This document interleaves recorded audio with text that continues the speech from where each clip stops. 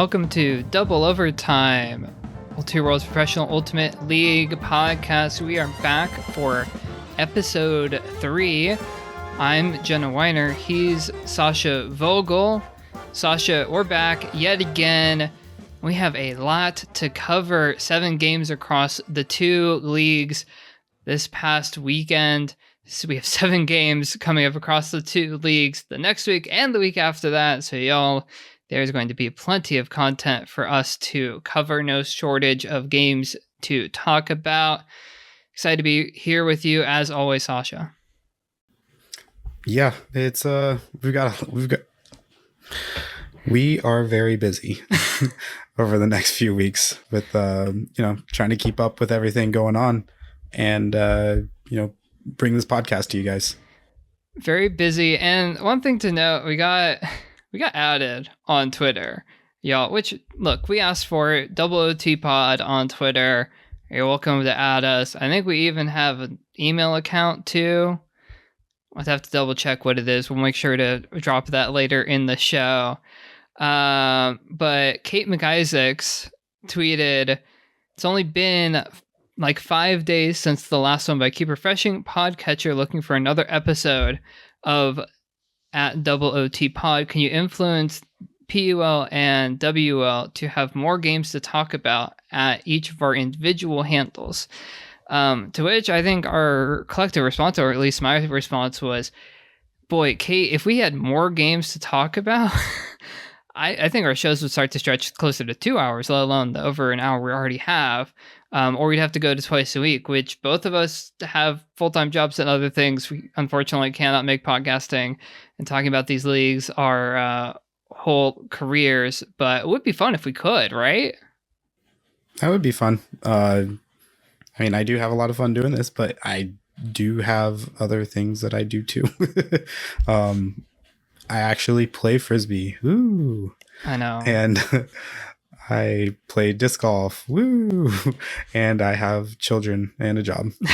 And so as much as I would love to, do this more than once a week, it's not practical, I guess. And the other thing too, because sometimes I know that I listen to Ulti World Disc Golf's podcast, The Upshot, which they usually have shows twice a week.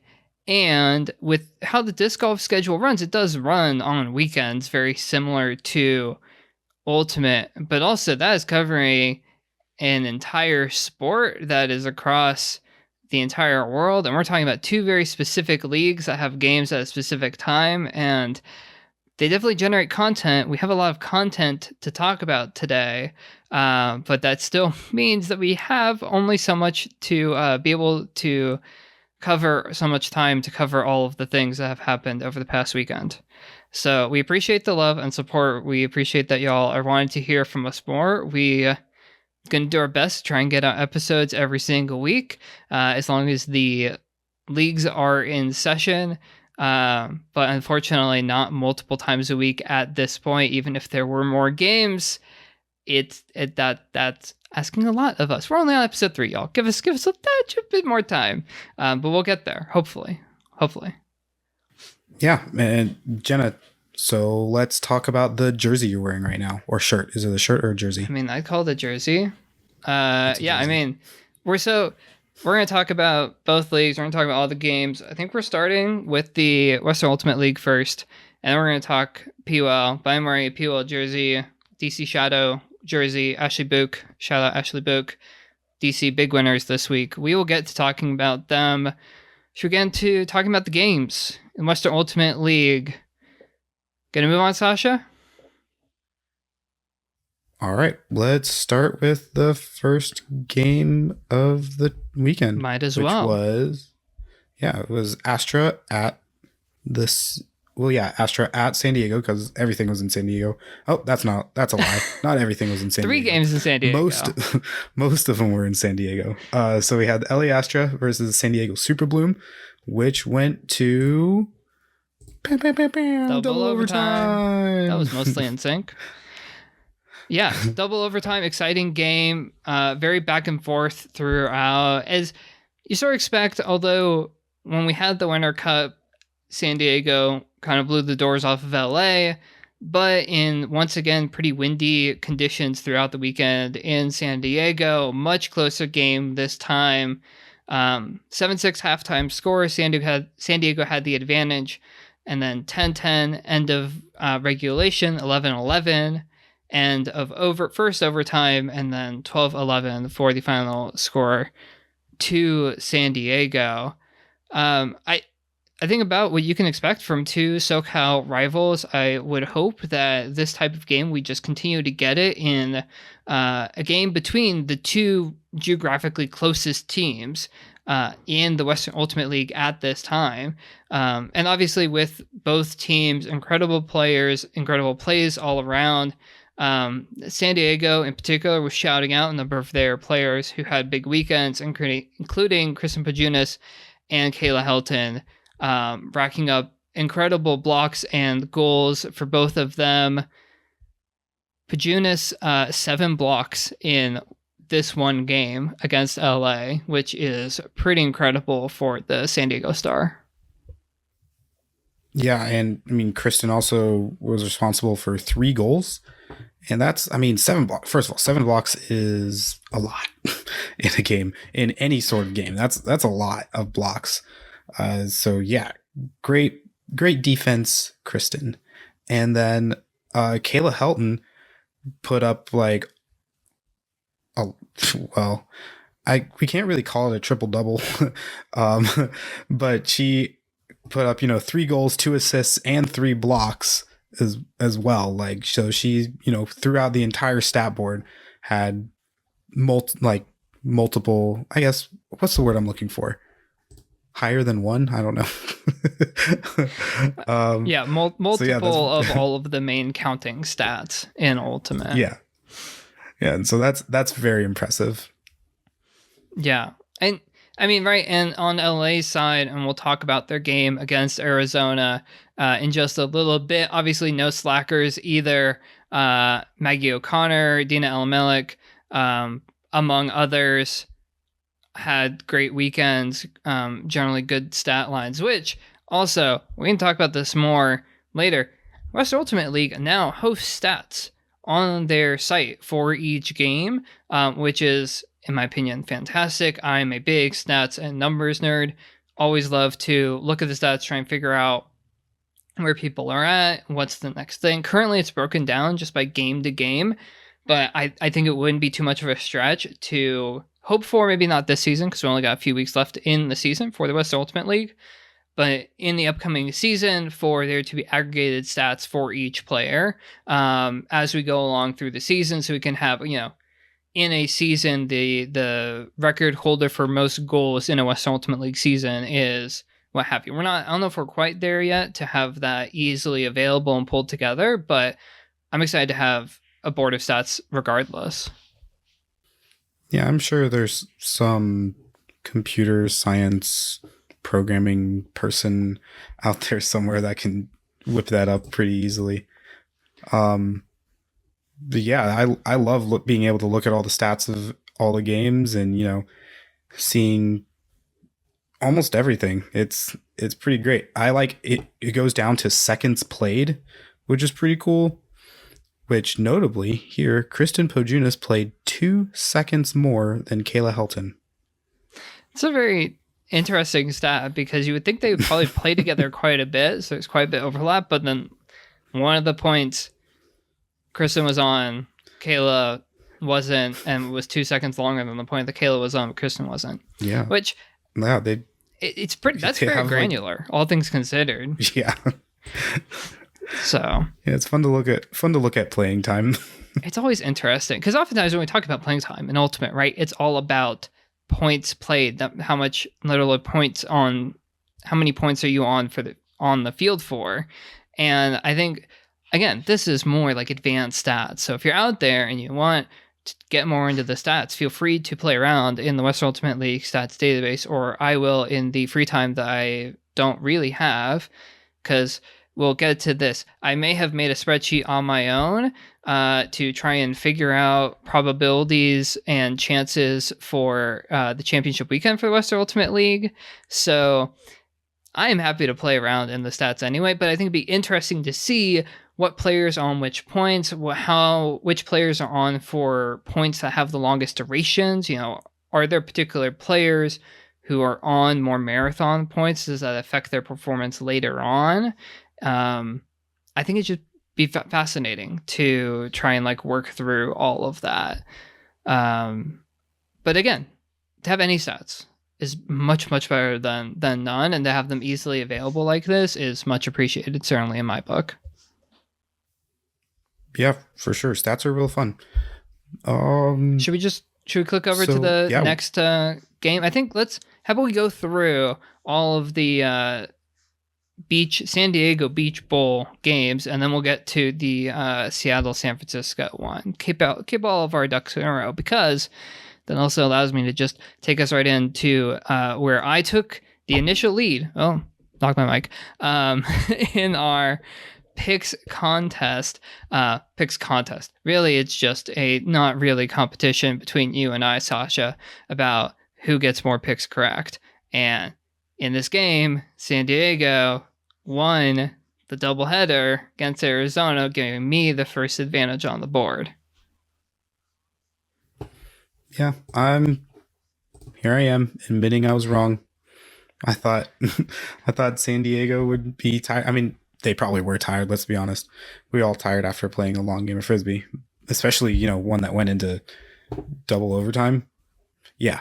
I thought they were going to be a little tired, and Arizona was coming in fresh, but it just seemed like, San Diego took that energy that they had from the previous game and just brought it to this one and just never let up.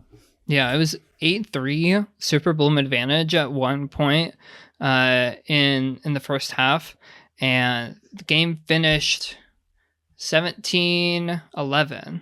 So somewhat similar gap throughout the whole game. I think with San Diego, we saw this at the Winter Cup, and we're seeing it so far this season. They are a very good team. The San Diego Ultimate scene has, I think, been good for a long time. I mean, look at the success of Wildfire in the club women's division in the past, certainly recently, 3 to 5 years, and making it back to nationals.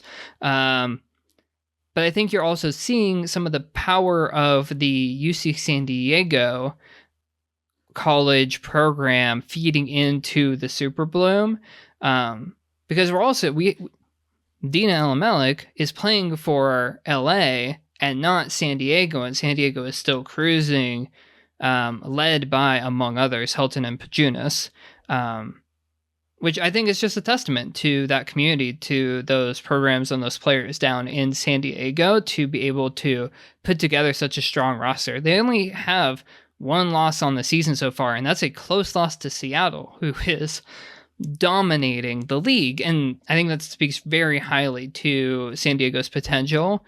And I would not be shocked, although we'll have further discussions about this, if they end up potentially playing Seattle again in the championship weekend final. That's, I think, just the power, the strength of the San Diego team, that we could see them match up well again against Seattle come championship weekend in May. Yeah, they look very impressive. I definitely doubted them at first, obviously, because they lost to Seattle. I mean, you kind of a lot of the times you doubt, when teams lose their very first game, but they're looking very, very, very good now. And it's fun to watch. I mean, watching Pajunas and Helton and Iwamoto and all these other players just go out there and ball out is a lot of fun to watch. Going over to Arizona, notably LP Aragon, had 5 assists and 1 goal for this game, which was that's over half of the goals that Arizona played. Yeah. Or scored, sorry. Yeah. Impressive So stat line. yeah, yeah. LP Aragon putting a lot of putting her mark on the game, I guess. Yeah, and Jay McLaughlin also 3 goals, 2 assists. Lindsay Doyle with a couple of goals as well. I mean, sorry, the big names, big players came out for Arizona, just not enough in what were still fairly windy conditions. And that we saw that also in the final game, Arizona playing LA on Sunday. I want to say I don't think it's our first Sunday game, but it was the only Sunday game of the weekend. And LA behind early, major comeback in the second half. They were down 6-4. Astra were at halftime. They end up winning 14-9, which just incredible comeback by LA. Great spirit. Not officially a home game, but you would think that that crowd was pretty heavy LA, all things considered, down in San Diego. Yeah, I mean that makes sense.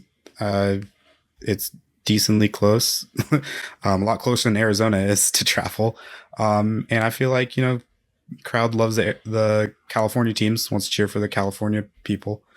Um, that game did look a little windy. There was a lot of drops, a lot of throwaways, that kind of made it a little lower scoring than we would see. Not as low scoring as last week with Utah and LA, but LA seems to play a lot of windy games.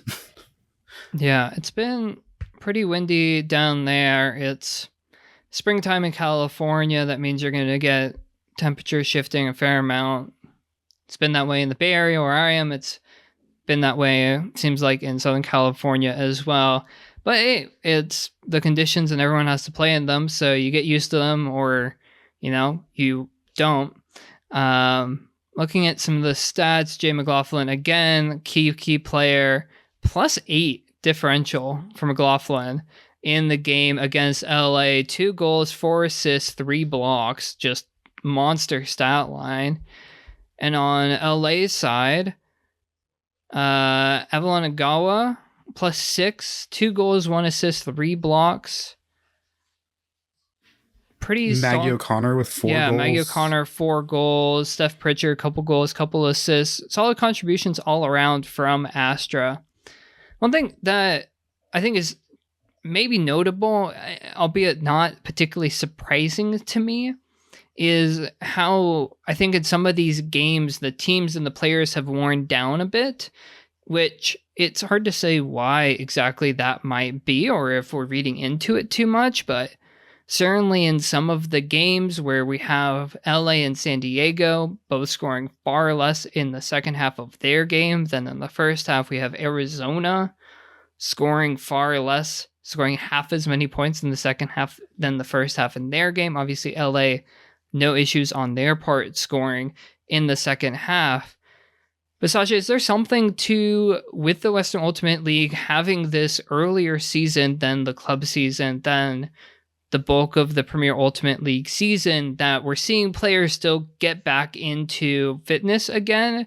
Albeit a lot of them did play in the club season in 2021, but maybe took the winter off.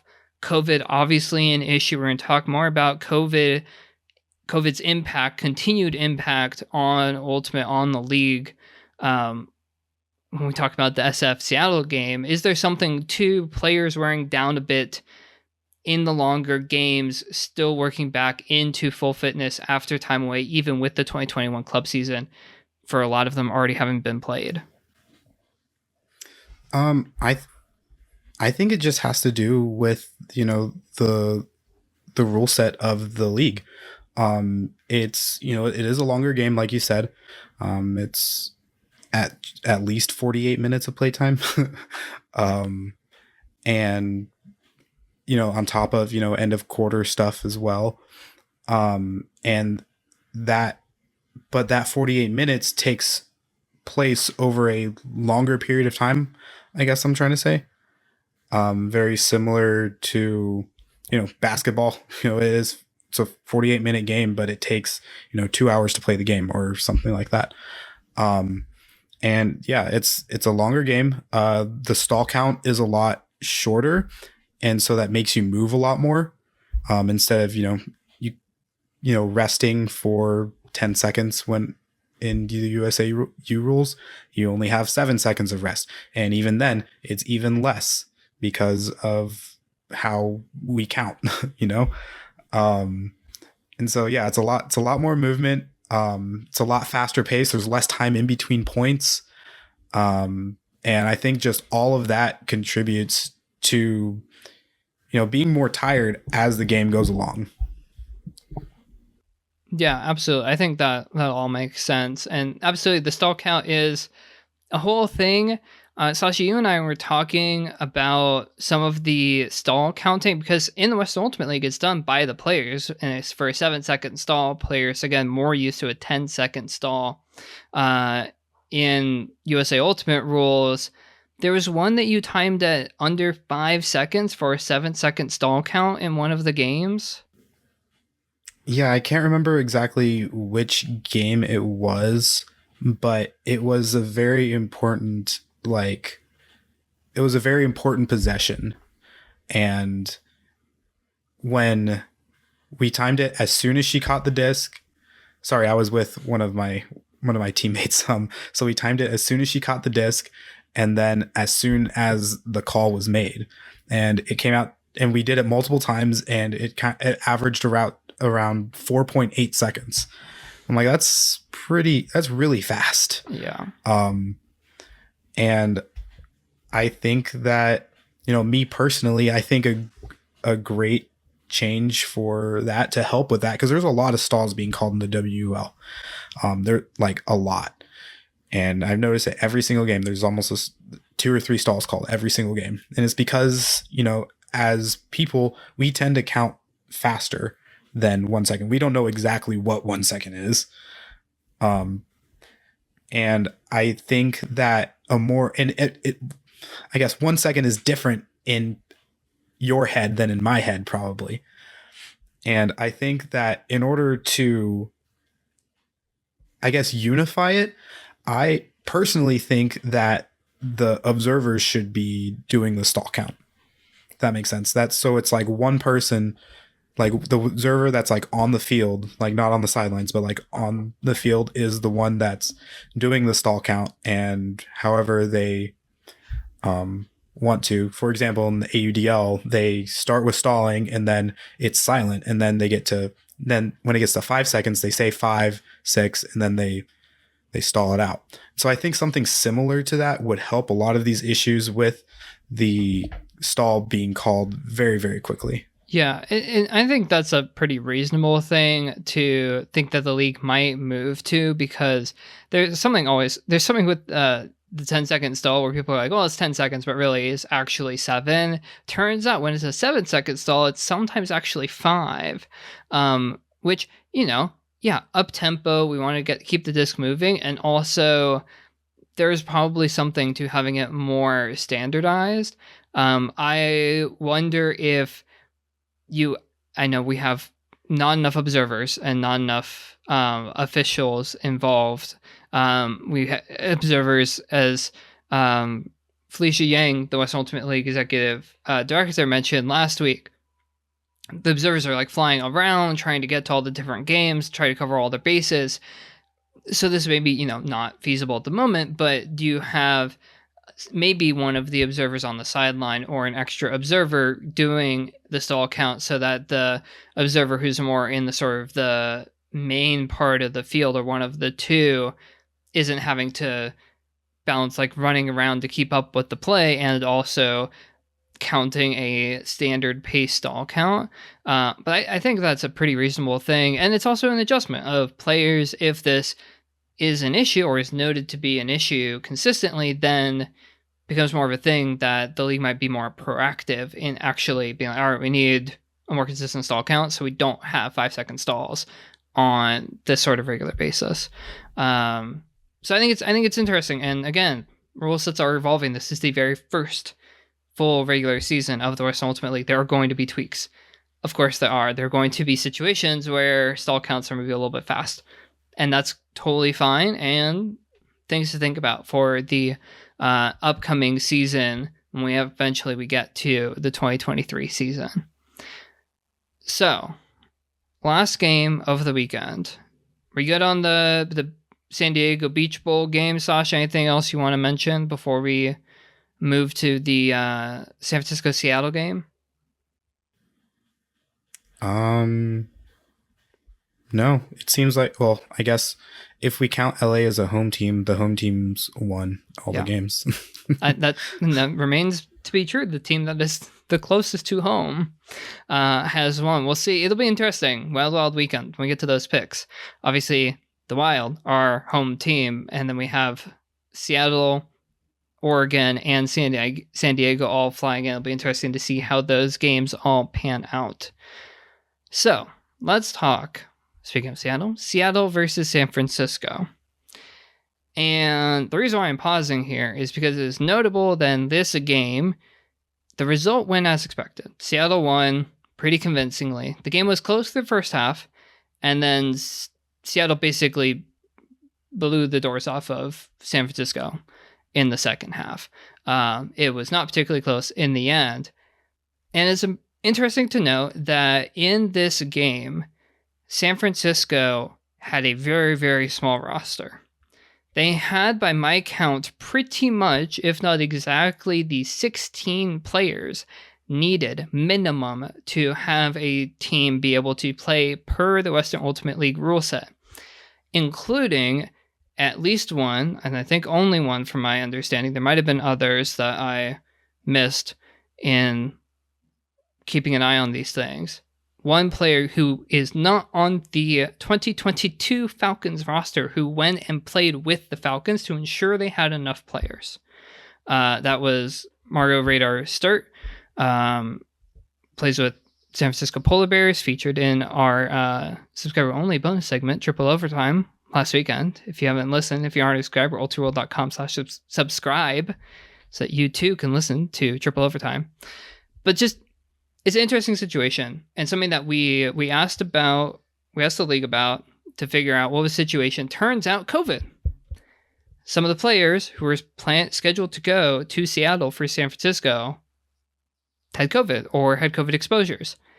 And so Radar picked up with the Falcons to help make the game happen. Again, the game did happen, and COVID is still here. And the league continues to have protocols, as I think they should, to make sure that players are being safe, that player health is being taken care of, and, what does it mean when a team has to pull players from a past roster? Sasha, thoughts on this situation, on the game as a whole? Obviously, Seattle still very good. San Francisco, basically where we thought they'd be, at least as of a couple weeks ago. Any thoughts in general about the game, the situation, what have you? I mean, it happens, I guess. COVID is real. It's still a thing. And I know, I'm glad that they found like a way to make this game happen. I mean, this is, 2 weeks in a row where we almost didn't have a game happen, but it's nice to see, everybody pulling together to be able to try to make this happen. And is difficult. Like, we don't have rosters of, I don't know how many. I think 55 is a roster for an NFL game, or something like 65 that. Like, we don't have these. Yeah, we don't have these massive rosters that we can, just pull second or third, fourth string people coming up from the practice squad to be able to fill in the spots of these people that are getting COVID. So yeah, it does make it difficult, as well as, they were traveling from, San Francisco all the way up the coast to Seattle. Makes it even more difficult, especially with flights and housing, all that fun stuff. Yeah, absolutely. And I think too, and going to use this as a little bit of a segue to talk about some other Western Ultimate League. I say to kind of call it news, but it certainly was much discussed on Twitter. But what the expectations are, and again, we talked about this before about the broadcast quality for the games for the Western Ultimate League and the Premier Ultimate League. But what are the expectations that we as supporters have, and what are the what's the realistic situation that the leagues are finding themselves in? Because it's easy enough to say, oh, well, rules are rules, and if San Francisco can't have enough players, then they should forfeit the game. But like the league and the Tempest and obviously the Falcons all wanted it to go ahead, and they found a way to make it happen. And the way that these leagues are set up, I'm starting to get on my soapbox a little bit. Y'all, this is going to be a little bit of a soapboxy episode, so just be prepared. We're in the first 30 minutes. It's going to keep going. I think there needs to be more understanding within the Ultimate community and by the folks who are observing and understanding how these leagues operate, that they are very much semi-professional, and largely a lot of the work is done by volunteers in so many ways, and people have lives, like Sasha and I were talking about earlier. Everyone has lives that they have to do, because Frisbee cannot be our main thing for like 99.9% of people. Unfortunately, a lot of us would like to make it our full-time jobs. That is simply not the case. And so you have situations where the Falcons reached out to their roster. At least this is how I have understood it from talking to Falcons players in the Bay, from talking to other people associated with the league. Teams reach out and say, hey, we have this game. Who can go? We have a roster limit. We know that it is a travel weekend, and we know it is all the way up to Seattle on a flight on, well, this is like just happened, I feel like, what, a day or two ago, as we're recording this on, give you an insight, it's Tuesday night, April 19th. The federal mask mandate was overturned, lifted, what have you, like mid-flight for some people, so it's flying while COVID is still a thing, while players are testing positive for COVID. It's just like, yeah, if there's any expectation that folks have for it needs to look a certain way, realize that this is a league in its very first season, and all of the games have happened. And for me, I honestly don't really care how it got there. And I am glad that someone like Radar was willing and able to fly to Seattle to pick up with a team that she is not playing for this season to be able to make it happen. I think that is still a win.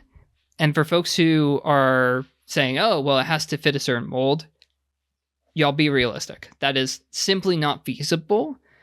And we as humans are subjected to the whims of our jobs, of COVID, and of airlines. And that's just how it is right now.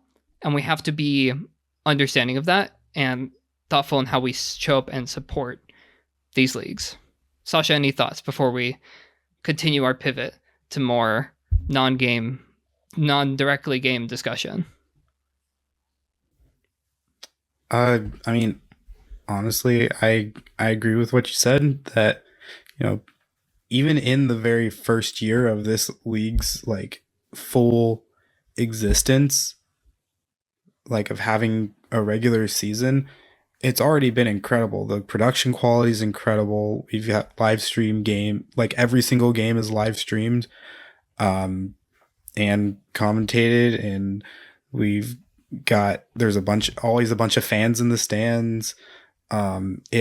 It's incredible, and like these things happen. It's fine. Like, COVID's real. It happens. It's fine. Hopefully it'll go away one day. But we have to figure out a way around it at this moment. Figure out a way around it, or figure out how to work with it as much as we can while respecting the health and safety of all involved as much as we can. For sure. Anything else? Great. Nope.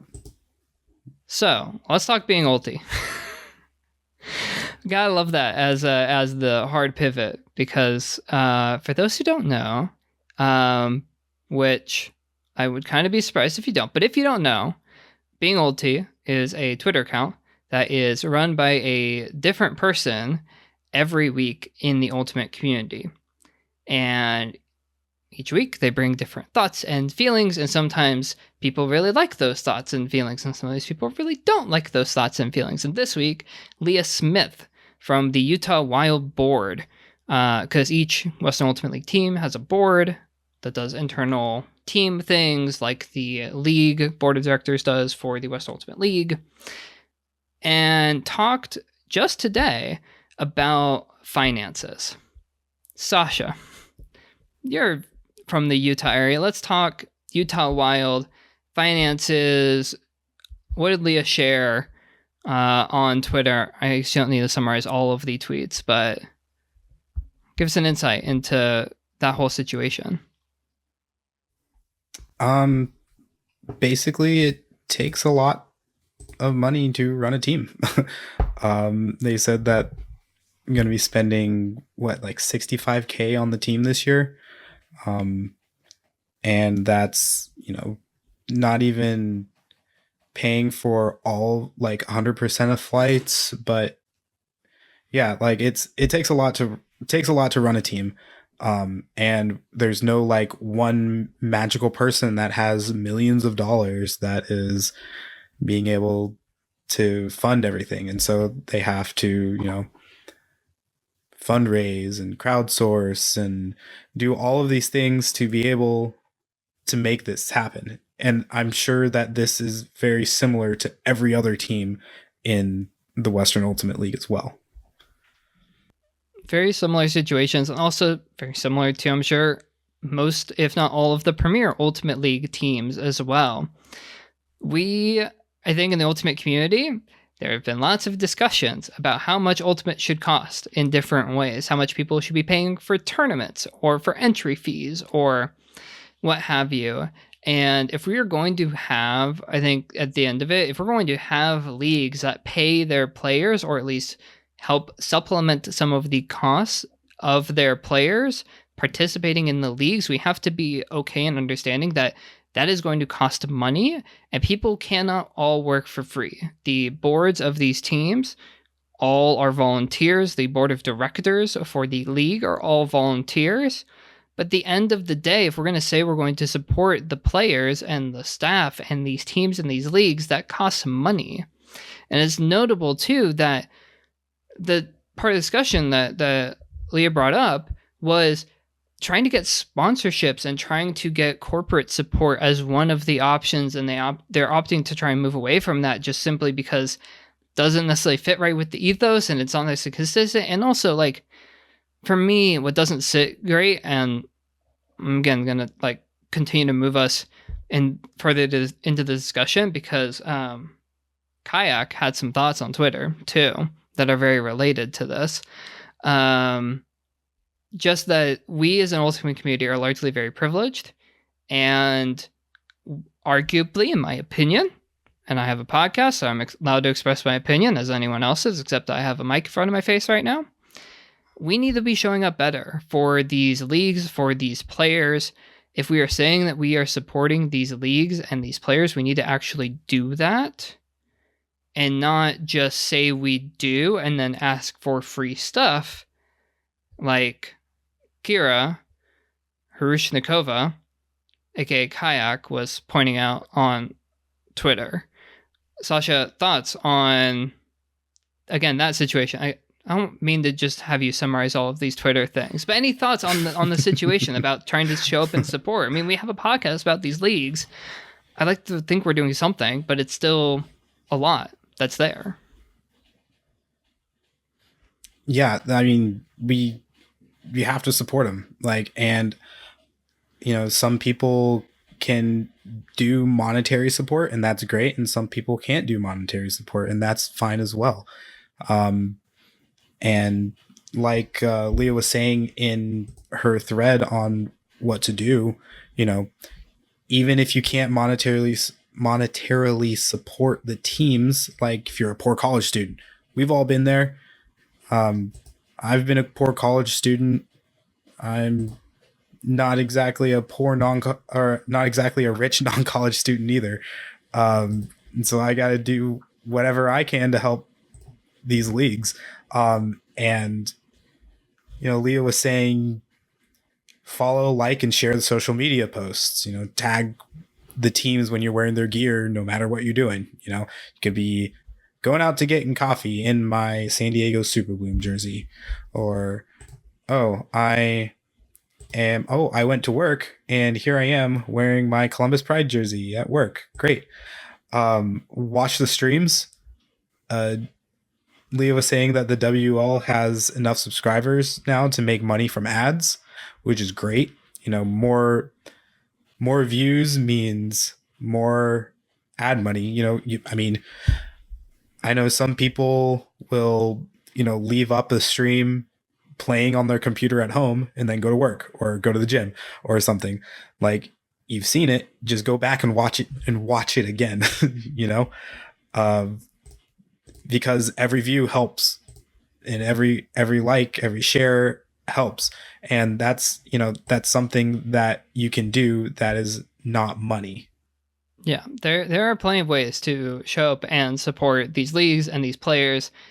And to Kayak's Twitter thread from a few days ago, it also doesn't mean that you need to have the jersey of the player or team either.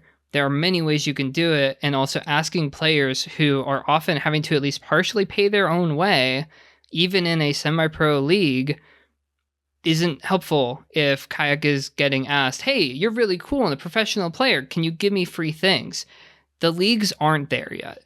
We'd like to think so. The Ultimate community likes to think that we are being so supportive of these leagues and these players and these teams, but the reality is that actually these teams and leagues and players need far more support. And again, that can be monetarily, because again, generally speaking, the Ultimate community tends to be more college educated, whiter, and wealthier than the average population.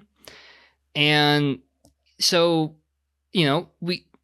doesn't look great if you're just asking for free things.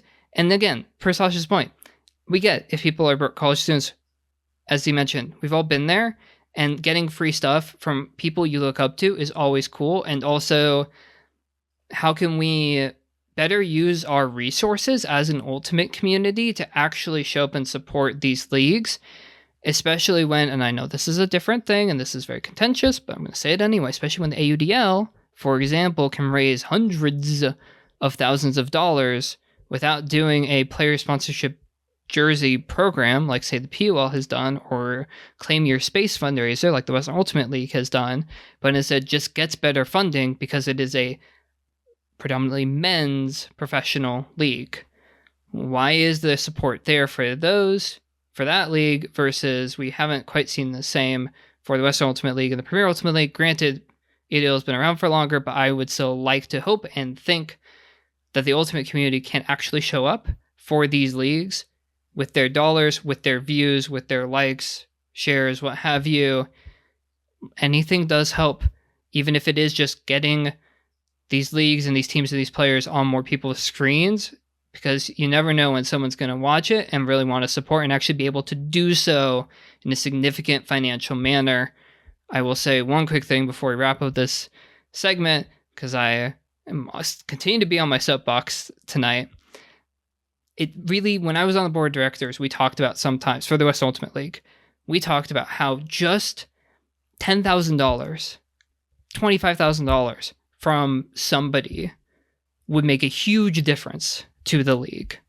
An enormous difference, let alone $50,000 or $100,000. It is there in the Ultimate community. And if you're listening to this podcast, even if you can't do it yourself, talk to your friends, talk to your parents, talk to people who may have the resources who want to support these types of leagues and these types of players. And y'all, we can actually do something about it. I promise it is not entirely out of our hands. Okay. We've hit about 45 minutes. I'm going to get off my soapbox. Sasha, any other last thoughts on this before we switch gears a little bit. And y'all, I apologize in advance for the long podcast. This is just how it's going to be sometimes. Final thoughts, support women's sports. That's about it.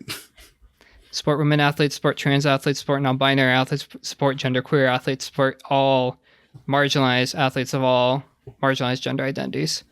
It is not that difficult, I promise. It is possible. All right, let's do some more fun things. Western Ultimate League Fan Fantasy, quick check-in there. Ben KM is this week's winner.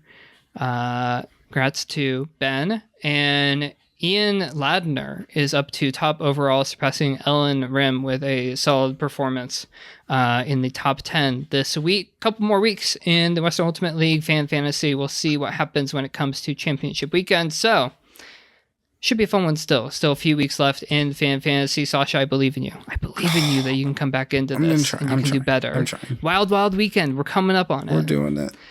You know what I'm going to do? All right. I'm What are you going to do?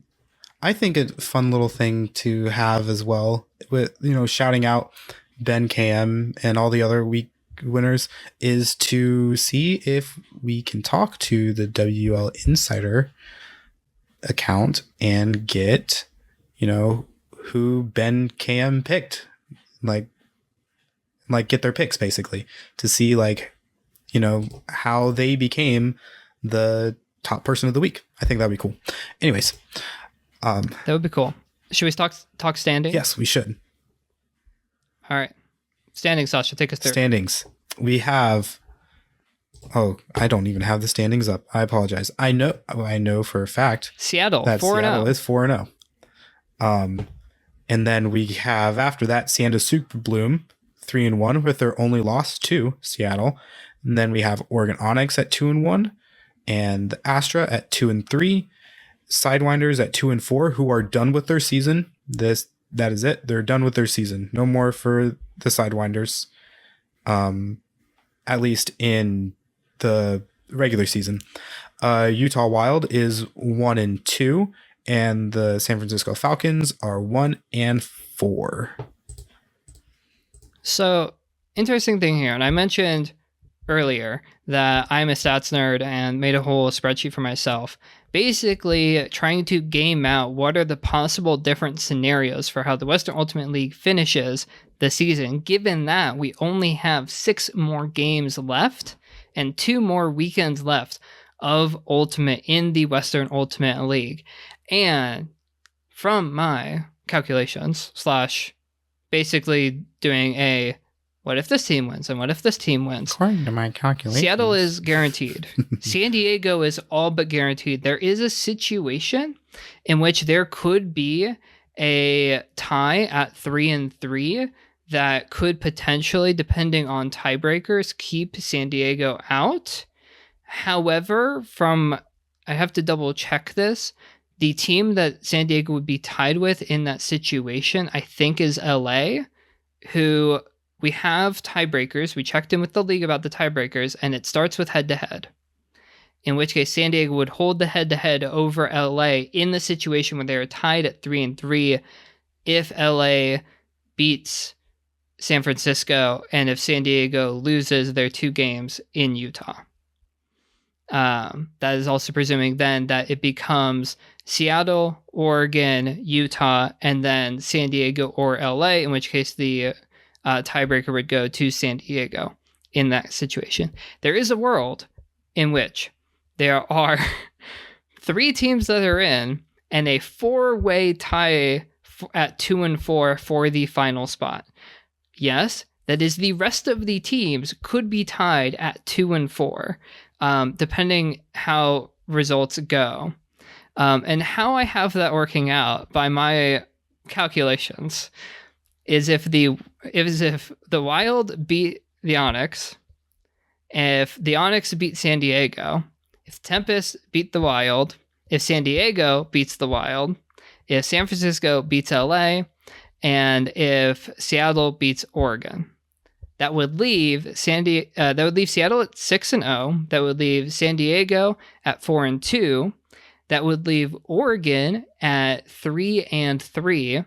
That would leave LA, Arizona, Utah, and San Francisco all at 2-4. I have no idea how they would break all of those tiebreakers. They gave me a list of how it would go, but it comes down after head-to-head to point diff between all of the teams, and we don't have enough information to say how a 4-way point differential would go. But in that situation, a 2-4 team would make championship weekend if those game results go per that, mostly. I think the Tempest Onyx game in the final weekend would not have to go that way, and it's a whole headache. I know. Jenna, you're starting to sound like those NFL analysts saying, oh, the Browns could make the playoffs if these 15 things happened in this perfect order. Look, at least there's only 6 more games. I'm only gaming out 6 more games. It's only 12 possible results between each of those games. Although how that all affect anyway. If this team, I'm a stats nerd. If you can't tell, I'm excited for Wild Wild Weekend, and to see if my results can possibly bear out a possible 4-way tie at 2-4. Speaking of picks, our picks from last week. We went. My computer is not cooperating with me at the moment. Sorry, folks. Sasha, how did we do last week? We both went 3-1. We got, which ones did we get right? We got, three of them right. Each of us. The only differences that we had was that Jenna got the San Diego LA result right, and I got the LA Arizona result correct. So we are even so far. We remain even so far. Both trading losses on the weekend. At some point, we'll break the deadlock. Spoilers, it did not happen with the PWL games. We picked the same, and we ended up with the same. We have 7 more games this coming week, so we'll try to mix it up a little bit for y'all. Sasha, anything else on the Western Ultimate League before we take a breather 50 minutes into our show? Can't wait for Wild Wild Weekend. Should be fun. 4 more games this coming weekend at Wild Wild Weekend coming to you from the Western Ultimate League. We're going to take a break. We're going to step away, take a quick breather. When we come back, we're talking Premier Ultimate League, reviewing the 3 games that happened, and then we, of course, are giving our picks for the next 7 games that we have coming up this next weekend. Don't go away. We'll be right back.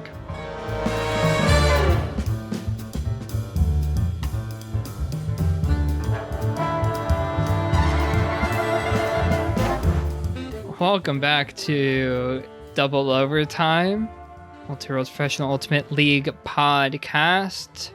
We're back for our second half of episode 3. We talked Western Ultimate League in the first half, Sasha.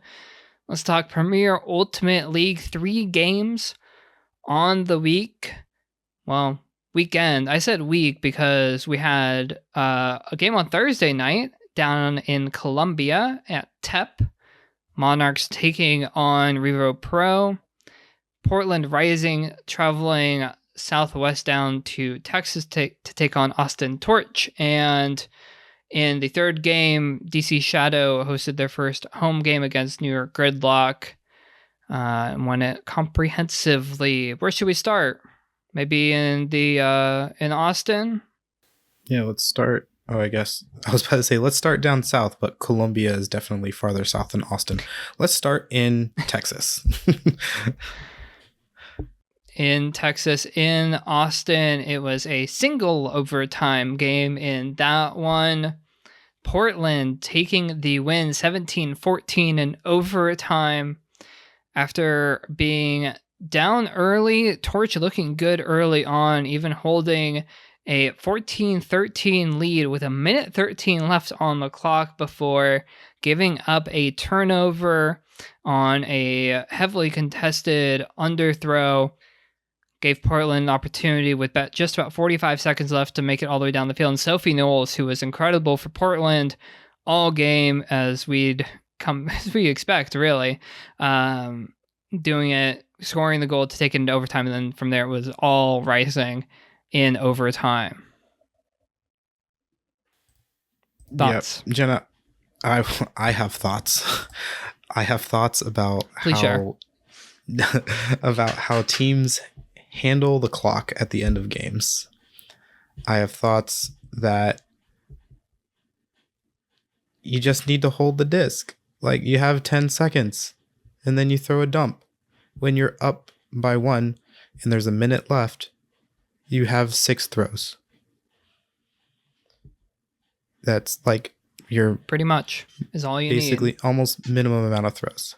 And you can throw a 2-yard dump, and then you can throw another 2-yard dump, and you can throw another 2-yard dump and waste so much time and end the game. I do think it's antithetical to a lot of Ultimate players think about and do. And we'll talk about this a little bit more when it comes to the Shadow and Gridlock game, that Ultimate players are like, well, we need to just keep scoring because we have to get to a cap or we have to score a certain number of points. And that's just how it goes. And especially nowadays with the current USA Ultimate rules, it tends to be more soft cap than hard cap. And so you end up having to score to win. But in situations with both of the leagues, albeit different rule sets, so in the Premier Ultimate League, we have the buzzer beater rule, which again, we'll talk about later.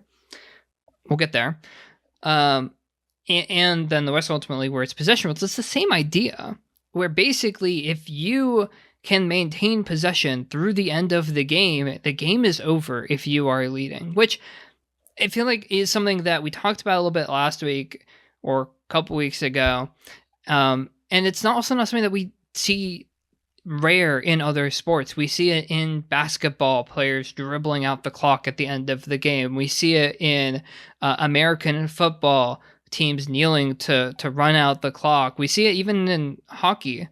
Players will just hold on to the puck for as long as they can at the end of games because just as long as you hold on to as long as you maintain possession, the other team cannot do anything about it to one extent or another unless they take the ball or disc away from you. And I feel like it's in this situation where Austin could have just dumped it 2 yards back, like you said.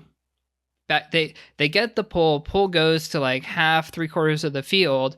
Yeah, you make one centering pass up the field, and then you just go 2 yards backwards, 2 yards backwards. And if that's not there, you get that person to clear and another person to come back into that same spot. Like, it just feels like players and teams are having to adjust still to the idea of you do not have to score at the end of the game all of the time. You can just hold on to it. Yes, in situations where point differential matters, sure. There's reasons for that. And also, arguably, Austin gave up a win because they were too aggressive in trying to push the disc up the field to score when they did not need to, fundamentally. At least from my understanding of the rules, that's how it would have worked. I agree.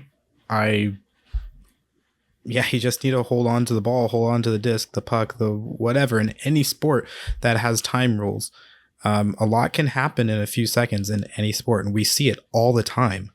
The one example that comes to my mind is Michigan State a few years ago. The muffed punt. Yes, exactly. I know exactly what you're talking about. Yes, I can't remember which one did which, but like there was like a 99.9% chance that the team that was punting was going to win the game. I mean, if we're going to talk college football, might as well talk Kick 6. Auburn, Alabama, Iron Bowl. Exactly. Okay, if y'all aren't college football fans, just trust us. But these are some examples. And also I have seen, again, in Ultimate, people feel like, oh, you should have to score to win. And in the way that the professional leagues are set up, that is not always going to be the case. Torch could have been winning by 2, and the same things would have applied. They just would have had a much less of a chance to get caught up on than on being only up by 1. And then you get scored on right at the end of the 4th quarter. You go into overtime at home. It makes sense to me. Like psychologically, that Austin just collapsed basically in overtime. You were like, we're so close. We got this. And it's turn. Portland ties it up. You go to overtime, and Portland's like, yeah, we're back in this. We didn't think we'd actually be back in this. And Austin's just like, oh, what do we do? And Portland rolls, which also, again, props to the East Division looking very strong. Yeah, it's a tough look. It's a tough look for sure. Yeah, going to talk about a few of the players. I'm fairly certain that Matt Keston was not traveling with this Portland Rising team this week. And if you don't know who Matt Keston is, go and watch Utah Wild during the Winter Cup, and you will know who Matt Keston is. They can throw the disc very, very well.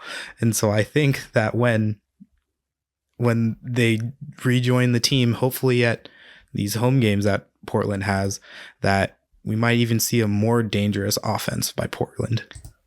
Portland, obviously standouts. Matt Keston, we hope to see later in the season. Sophie Knowles, among others out of the fantastic Portland, Maine, Boston Ultimate communities. As for Austin, it's a lot of the same names. If you've been following Texas Melee on the college side or Texas Showdown on the club women's side, a lot of the same names. Emma Berrigan, particularly standout performer for Torch, as well as Brianna Stedman, just an absolute backhand bomb at one point, easily 3/4 of the lengths of the field.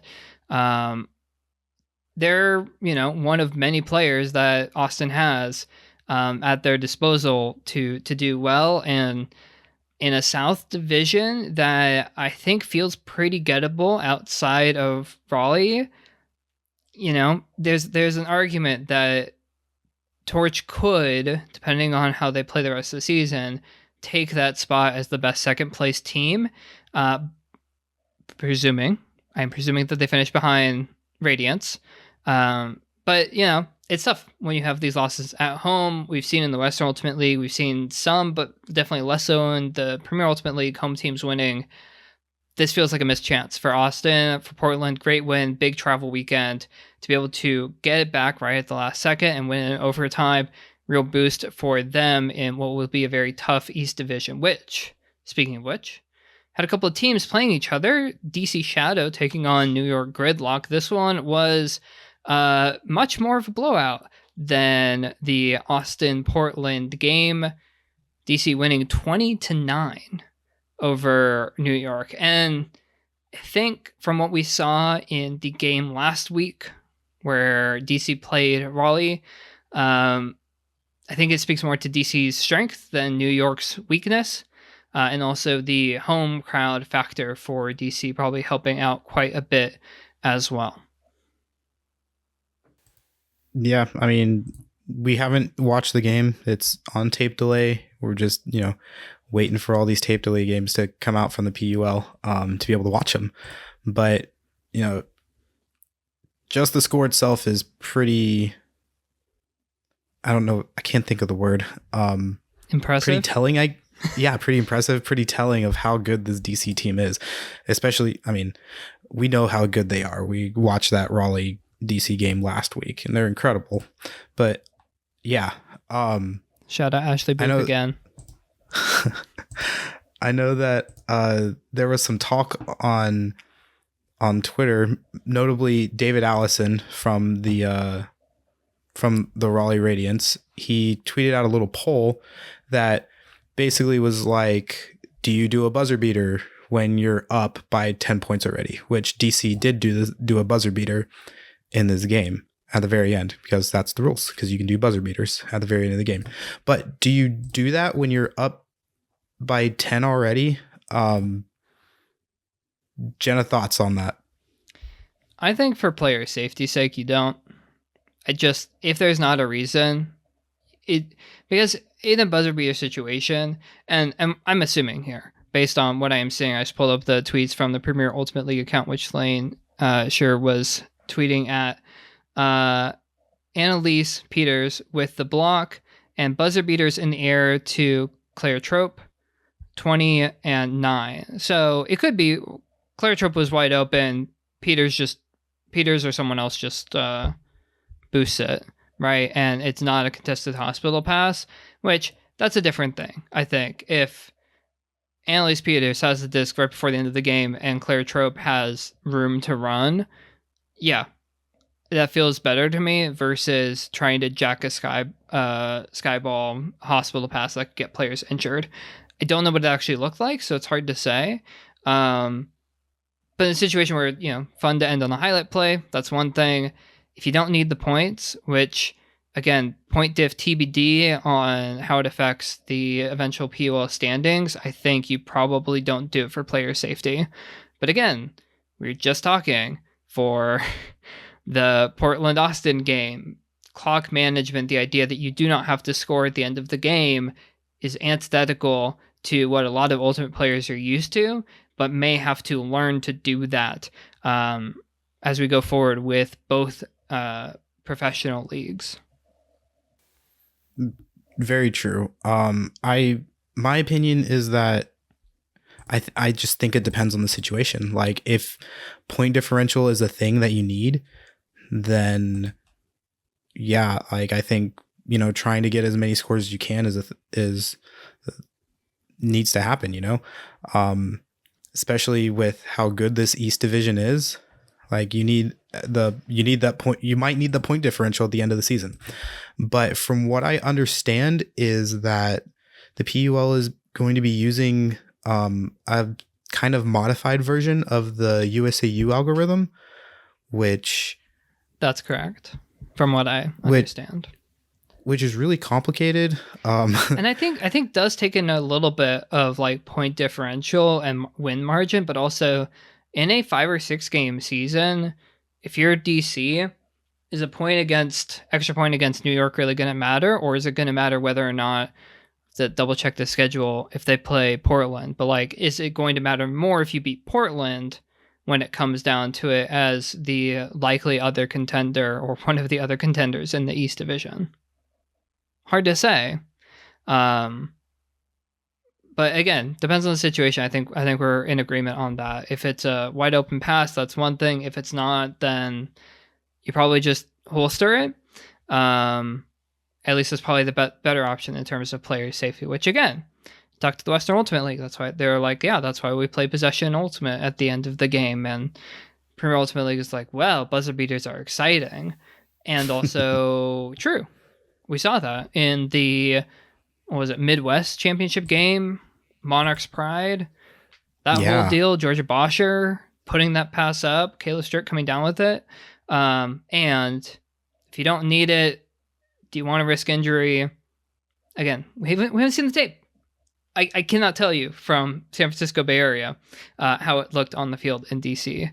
So still TBD, but I think it's an open question and reasonable to talk about depending on what the team is, what the situation is, that sort of thing. I think buzzer beater when the game is close, that's a different matter. When it's a lopsided margin, I don't love it, but if you have Claire Trope wide open and you're Annalise Peters, I understand why you might just try and put it the length of the field, because that sounds fun to me. All right, anything else on these two games before we get back to the very first game of all 7 of the games that we have talked about so far, the Monarchs and Revo Pro game down in Medellín? No, I think we're good to continue. All right, so this was a fun game on the field because for one of the many reasons, Aaron Schroeder is very good at Ultimate, and apparently when she's down in Colombia, because she did this when she was playing with the Atlanta Soul the last time they were down there back in, I think, 2019, absolutely amazing highlight reel plays, this time earning number 5 on SportsCenter for an absolutely jaw-dropping layout grab. Just full extension, chest high, if not higher. It felt like incredible snag to grab a disc that I thought was probably going to hit the ground when I saw it. Yeah, and that catch was, I can only hope in my dreams to be able to do that. And being able, she like grabbed it with like the back of her hand, like it was going away from her, like the angle that the disc was coming in and the angle she was running at it and how she grabbed it just doesn't make sense in my head. And it was incredible. And, getting to number 5 on SportsCenter is a huge thing. It's great and incredible play by Schroeder. And I mean, between the Winter Cup and Schroeder's catch we're in week 3 of the PUL. Already both leagues getting on SportsCenter, getting in front of presumably non-ultimate viewership, showing out just how amazing and talented these players are. Speaking of which, the Cardenas sisters are very good at ultimate. So is pretty much all of Revo Pro. To put up the kind of margin they did on a Milwaukee team that, as far as we know, is pretty good overall. 18-10 is a pretty decent margin, and Revo had the advantage the entire way. Obviously, home crowd, home support, long travel for Milwaukee coming out of the Midwest. But still, I mean, the Cardenas sisters just blow my mind every time. Yeah. A tweet that came to my attention, Rick Liebling. I'm sorry, Rick, if I pronounce your last name wrong, but I believe it's Liebling, from North Carolina. He tweeted, "Valeria Cardenas is the best thrower in Ultimate. Changed my mind." And I think I agree with that. Her throws are very, very, very, very good. Very good. I love to watch it. Not to call out Rick, but I'm going to call out Rick a little bit. In the Discord, there was ongoing discussion while this game was happening. And at one point, pretty sure it was Rick, I'm sorry, Rick, if I'm incorrect in that, put, is Valeria the best female thrower in the world? And I think it was Caleb Denacor came in and was like, I think you added an extra word there, as in best thrower in the world, which then Rick tweeted, at least is my understanding, if that is how it went down, which props to the folks in the Discord. But yeah, I mean, there's a reason why I have her jersey, y'all. There's a reason why I wore it last week. She's very good at throwing. Incredible. From players who are still so young and so incredibly talented. I just hope that we can continue to see them play. Obviously, we'll see them with Revo when they do their very long road trip. Good start to their season, but this one we sort of figured was going to have to be your only game at home. You got to win it for Revo. We'll see how they do on the road trip. We'll see the Cardenas sisters on that road trip as well, and then maybe in the club season, depending on where they end up deciding to play. Quick shout out to Jimena Montaña, who had probably one of my favorite plays of the game. Obviously, Aaron Schroeder's is like here, but this one is like right there. It's just as good. Monarchs were near the goal line. I don't remember when in the game it was. They were near the goal line, and someone threw a swing to Caitlin Rolling, and there was a double layout. Caitlin double hand claps, catches it. Super great play. She gets up and she throws to the cone. Yeah, the cone. She throws to the cone, and where Robin Fennig is cutting to, but out of nowhere, Jimena just lays out and does a catch block on the goal line right there. It was incredible. It was so cool. If you can find that in the game, please do. I think I'm going to go try and find it, and I'll clip it and put it on the Twitter. Thank you for your service, Sasha, on that. And then we already mentioned Sasha just mentioned some of the incredible names for both teams. I think these two, between Milwaukee and Revo Pro, both pretty, I would say, solid favorites for me, or at least it's going to be very tough competition to make it in the championship weekend. It is, I think, in your picks, you had both of them. I think I left out Revo just because of the extended road trip that they have to deal with out of championship weekend. But both teams, I think, we should expect to win a lot of games the rest of the season. Now for the less fun stuff, unless you have something else, Sasha, before we shift gears here. Nope. No more fun stuff. Yeah, so we got to talk about the games, and we did this with the Western Ultimate League. We also got to talk about some of the off field stuff. And folks who are on Twitter may have seen this, may have not seen it.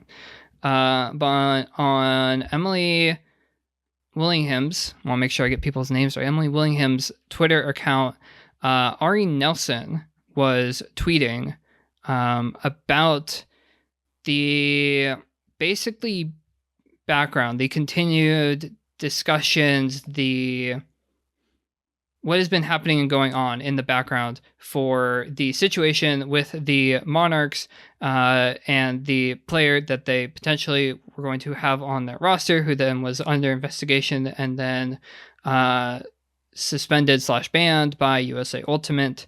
And it's an extended thread. I will not recap it all. I will not read it all because it is 12 tweets long. But the gist is basically that Emily and Ari, and I'm not sure if there were others involved or if it was the two of them primarily, were having a discussion in the wake of the sexual assault allegations and sexual assault that happened to Ari Nelson, and trying to talk in regards to the Monarchs, how the Monarchs in particular could respond and could basically say, hey, we really screwed up. We did not do the right thing in the way that we did our discussions and the way that we were going to potentially roster this player. And then two of the players in question for the Monarchs, I'm going to have to double check the names. So Sasha's going to double check the names for me of the players who went and supported the sexual assaulter in the USAU hearing being on the team. So basically, I'm not doing a great job summing up. Basically, Emily and Ari came up with 3 things that they were like, this is not nearly enough, but this is something. And the 3 things were that the Monarchs take a knee for the first point of every game to show their solidarity with survivors of sexual assault, and the fact that they recognize that what their organization did and stood for was not okay and will not be tolerated. This I am now reading directly from the tweets. 2, the Monarchs wear some sort of survivor's color. Green is the color for mental health and trauma, or where we believe survivors somewhere on their bodies during the game. And 3, the 2 Monarch leaders who are actively supporting this is Ari tweeting, assaulter in the USAU hearing are not rostered for any games this season. They did all 3 of these for one game, that being the first game, but notably, Ari says that the Monarchs did not do any of those for their second game in Colombia against Revo. And first off, I know there are conflicting opinions about what the Monarchs should do and how it might reflect on other players with Milwaukee for them to do some of these things or all of these things, as I think, in my opinion, the Monarchs should do at bare minimum. And that are some of these perhaps punishing the players on the Monarchs who have effectively done nothing wrong in some people's minds. And others think that these are sort of the bare minimum and doesn't really scratch the surface in terms of what the Monarchs should do. And I think it's difficult in this situation to an extent. And also, I'm going to get on my soapbox here. I think that the Monarchs not being consistent in how they are doing things, how they are seeming to not show up for survivors of sexual assault. I was looking back at some of the game footage, and while I cannot conclusively say whether or not the Monarchs wore green or some sort of we believe survivors on their bodies for either game, did not seem evident in the game against Revo Pro. And the 2 players in question, Nest guy, need to have this in front of me. Again, we talked about this the other week. Props Max Colvette for writing up a really great article talking about this situation. Stanton and Kennedy were the two players in question. Both were, per Twitter, on the Monarchs roster for the Revo Pro game. Which I am sitting here as we approach hour and a half-ish, hour 20 into the podcast. Thank you for listening if you've listened this far. I have strong feelings that the Ultimate community too often is very two-faced in what it does. In that it says it will show up and wants to do the right thing for marginalized people, for survivors of sexual assault. I, as a trans woman athlete, given the current state of the world in the United States when it comes to trans people and trans women and trans girls and trans athletes in particular, feel very strongly that the Ultimate community does not, in general, actually do enough to stand up to the values that they profess they hold. If we, as an Ultimate community, say we stand for sexual assault survivors, we cannot be going against the wishes of sexual assault survivors by rostering two people who arguably don't need to be there. And if people say, and this was covered in at least part of Mags' piece, that those individuals are part of the Monarchs leadership, as from what I can tell from the article, they are, then is there something you do where you figure out a change in leadership? And is it punishing the other players on the Monarchs to not have those two players on the field, on the team, in respect to the sexual assault survivors? It doesn't make that big of a difference. Milwaukee already won against Columbus, and per the tweets, those two players didn't play against Columbus, and Milwaukee won anyway. It just feels to me that if we're actually going to, as an Ultimate community, say that we are going to stand up for marginalized people and support them, we need to do that wholeheartedly. And we cannot say with one hand that we are standing for sexual assault survivors, while on the other hand, going and playing a game in Colombia, in this example, but anywhere, and not actually doing what we said we would do. That just reeks of hypocrisy to me, and I don't particularly like it. And notably too, this was mentioned in the thread, that potentially the Monarchs did what they did in giving up their first point, which, as far as what I can tell from the thread, Ari and Emily are not asking the Monarchs to give up every first point of every game. I could be wrong in that.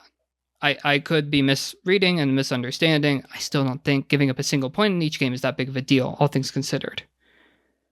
But it was maybe that it was done in the Columbus game and not the Medellín game, the Revo game, because the Columbus Pride leadership asked specifically, and notably one of the people who had issues with the potential rostering of the sexual assaulter on the Monarchs and the leadership's involvement in the USAU hearing is Risu Meno, who is playing the season with Columbus. If it wasn't Columbus in the first game, would the Monarchs still have done the same thing? I don't know. I don't want to presume that they would have or wouldn't have. I just think it's notable that it seems like, in one hand, the Monarchs are saying we stand with sexual assault survivors, we're trying to do these things, and then immediately leave it as soon as it becomes inconvenient or feels unnecessary or not top of mind. I feel too often the Ultimate community in general does this for marginalized people.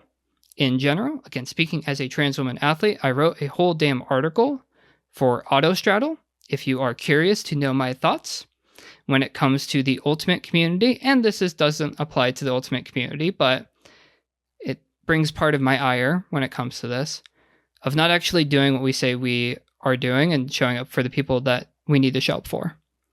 I think that is really shitty. I don't know if that's going to earn us an E for explicit on our episode this week, but I'm going to say anyway, it's kind of fucked up that is a thing.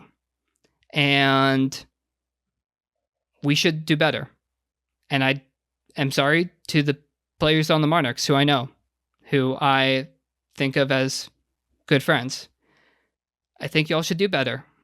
And I think everyone involved basically needs to do better and actually do what the sexual assault survivors ask you to do, because at the end of the day, it's not making up for what happened. It is only merely showing that you have been even minimally thoughtful, and the fact that it was done for a single game seemingly and not for a second game just doesn't sit well with me. That's my soapbox. Ultimate community, we need to do a lot fucking better than we are right now. And we need to actually show up consistently and not just virtue signal when it suits our preference, when it looks good for us to do in the opening game of the season, or when it happens to come across your Twitter feed. Do better, y'all. Seriously. All right.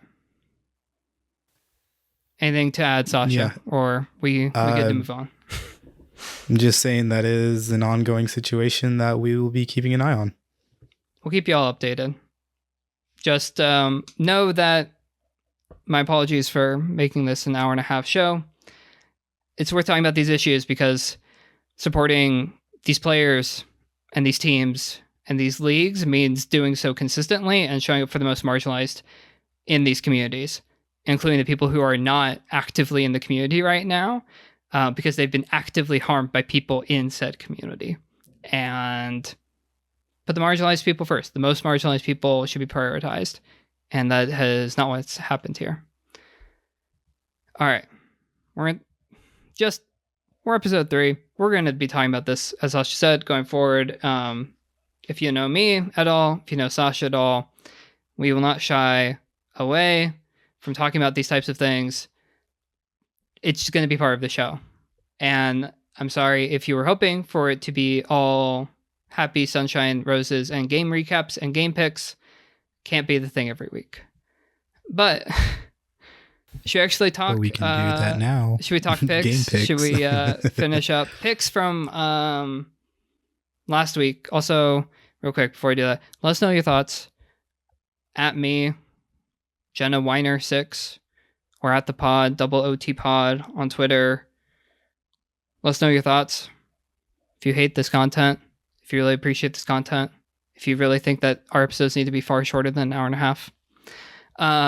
Picks from last week for the Premier Ultimate League. We went 2-1. We missed on Portland winning in Austin, which arguably, again, we talked about clock management. Arguably, Austin should have won and gave that game away. So we should have gone 3-0, but we didn't. We picked right, and Revo winning at home, and Shadow winning at home as well. So those are pick reviews from last week. Standings, we'll check in with them more later. Not every team has played a game yet. Minnesota Strike playing 2 games this upcoming week. That will round out all of the POL teams actually getting a game on the schedule. And then we'll actually start talking about their standings more, because it'll make more sense. Yay. All right. Let's start with the POL games, Sasha. For next week, our picks, Minnesota Strike, as mentioned, playing their opening game and also their opening second game this weekend. Minnesota playing at Columbus Pride and at Indy Red. Who do you have in those games, Sasha? Okay. So first, we're going to do Minnesota at Columbus. I honestly have no idea what to expect from this Minnesota team. Fair. They have not played yet. Yeah, they have not played yet. We've seen Columbus play. I don't think, did Minnesota play last year? Minnesota did not play last year. So yeah, so we have zero clue what to expect. And we know what to expect from Columbus. So I'm going to say Columbus. I will also go Columbus. I think they're very good. They are my pick to be the second place team in their division. So I'm going to go with them to beat Minnesota in the opening game, give them that early advantage over Minnesota in the Midwest standings. Also, out of the Midwest is Indy. Minnesota playing at Indy. Indy with a win already in Nashville. I will take Indy to win this at home in their home opener. Minnesota not starting off this season strong, in my opinion. They'll start 0-2 on the road, and we'll have to wait until they get home to pick up some wins. How about you? in the Indy Minnesota game. Sasha. I agree. It's a long road trip going from Minnesota to Columbus, then back over to Indy. And yeah, and I've watched this Indy team play and they look incredible, and still don't know how this Minnesota team will do. Atlanta, Portland. I'm going to take Portland. I think we're both going Portland here. All right, so we're aligned on the POL picks once again. I promise y'all we will eventually pick differently in the POL, but so far we've just been picking. Well, we didn't do very well week 1, but we're picking the teams that we think are going to win, and maybe we'll be wrong. Minnesota, strike, go prove us wrong, please. Please prove us wrong. All right, Sasha. Please. Wild Weekend. Picks. Wild Weekend. If you don't pick the Wild to win all of their games, I will be shocked. Oh my gosh. No pressure. Okay. Oregon versus Utah. Let's be real here. Utah has the toughest weekend of weekends out of every other weekend. Agreed. Because they've got the top 3 teams. They do, in fact. Back to back, one day after another. And that's rough. But they're at home. They are. And I know that there's a lot of people in Utah that are supporting this Utah Wild team because they are the most winning professional ultimate franchise in Utah. Fun fact. Shout out Salt Lake Lions going 0-15. So let the shade. I'm sorry. I had to. I'm sorry. I had to. You're not wrong. So yeah. So we're gonna go at. See, you're forcing me to do this. So Utah. I'm not forcing you to pick anything. Utah against Oregon. I'm going Utah. All right. Utah versus Oregon. I will take Utah to win Friday night under the lights. Oregon versus San Diego is the next game on Saturday, early afternoon in Utah. Both teams traveling on the road between 2 teams that definitely need wins. I think in Utah, San Diego is actually shown to be the better team so far, although Oregon has not looked bad by any means, but did take a loss in their first game to San Francisco. San Diego's only loss is a close one to Seattle. I think San Diego is looking like the better team, at least so far. Oregon still would have their schedule to play, though, so we'll see. They could very well prove me wrong. How about you? I'm picking Oregon. All right, we have a split. Going to Oregon. We have a split, finally. You are repping Allie Steinfeld's old Brute Squad jersey. Allie currently playing for Oregon Onyx. All right. Next game after that, we have Seattle versus Utah. 4 teams playing between the 2 different games on Saturday. Seattle versus Utah. It's just Utah's at home. And Seattle hasn't lost and has an absurd point diff. I am going to pick Seattle. I per usual, there's no reason for me to really pick against them besides the home field thing for Utah. And we saw Seattle beat Arizona in Arizona. I believe they can do it in Utah against Utah. Utah Wild fan. I love you from the bottom of my heart. I love you so much. But I have to do this. I'm picking Seattle. I'm sure they'll still love you when you're picking the undefeated team playing against Utah. They better love me. All right, Sunday. San Diego versus Utah. Utah not necessarily needing to win this to make the championship weekend, but kind of needing to win it to make championship weekend. Do you want me to go first, or do you want me to pick? Oh my goodness. You go first. I'm going to take Utah. Home team, Sunday. I think they bounced back from losing to the Tempest to go 2-1 like Arizona did, but end up with a 3-win record better than Arizona's. So I think they do it. I think they get to 3-3 and basically, probably, maybe guarantee themselves a place in championship weekend.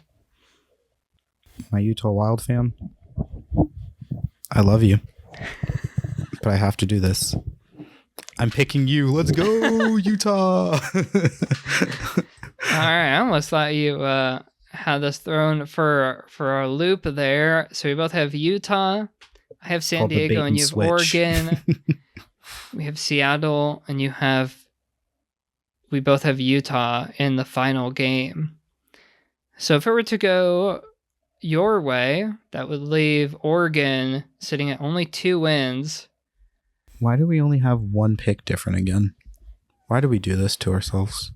Because we think similarly, and there's only so many teams. You're right. And the home team has won so freaking much.